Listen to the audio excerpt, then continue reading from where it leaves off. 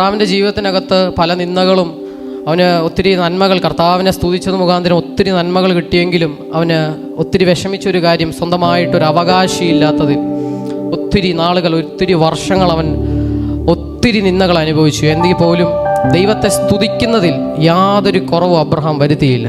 വെയിലാറിയ ടൈമിൽ മമ്രയുടെ തോപ്പിനകത്ത് ഇറങ്ങി വന്ന ദൂതന്മാരോട് അവരെ ദൂരെ നിന്ന് കണ്ട അബ്രഹാം ഓടിച്ചെന്ന് അവരെ കൂടാരത്തിലേക്ക് കൊണ്ടുവന്ന് അവരെ മാനിച്ച്, ഈ ദൂതന്മാർ കയറി വരുന്ന ടൈമിൽ അബ്രഹാം ചെന്നിട്ട് സാറയോട് പറയുന്നൊരു കാര്യമുണ്ട്, 3 നാഴി മാവെടുത്ത് കുഴച്ചപ്പം ഉണ്ടാക്കുക എന്നൊരു സംഭവം പറഞ്ഞു.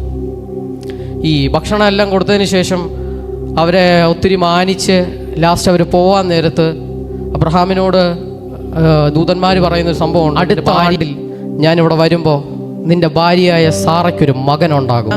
ഈ ഒരു ദൂതൻ്റെ വായിൽ നിന്ന് വന്നതിന് ശേഷം അതിൻ്റെ താഴത്തേക്ക് ജസ്റ്റ് ഒന്ന് വായിച്ചു കഴിഞ്ഞാൽ നമുക്ക് മനസ്സിലാവുന്ന സാറ കൂടാരത്തിനകത്ത് നിന്ന് ചിരിക്കാൻ തയ്യാറായി.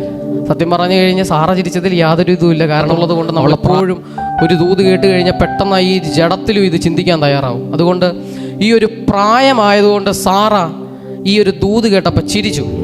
പക്ഷെ ദൂതന്മാർ വന്നിട്ട് എന്താ പറഞ്ഞേ, അടുത്ത ആണ്ടി ഞാൻ ഇവിടെ വരുമ്പോൾ നിനക്കൊരു മകനുണ്ടാകും.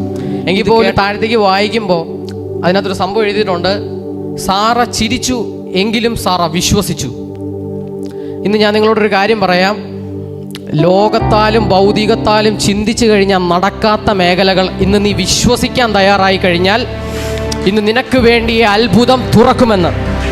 അതായത് ഇത് പറഞ്ഞ പ്രോമിസ് കൊടുത്തത് മനുഷ്യനല്ല, പ്രോമിസ് കൊടുത്തത് ദൈവമാണെന്ന്. അതുകൊണ്ട് അവിടെ അസാധ്യതകളില്ല, അവിടെ സാധ്യതകൾ മാത്രമുള്ളെന്ന്.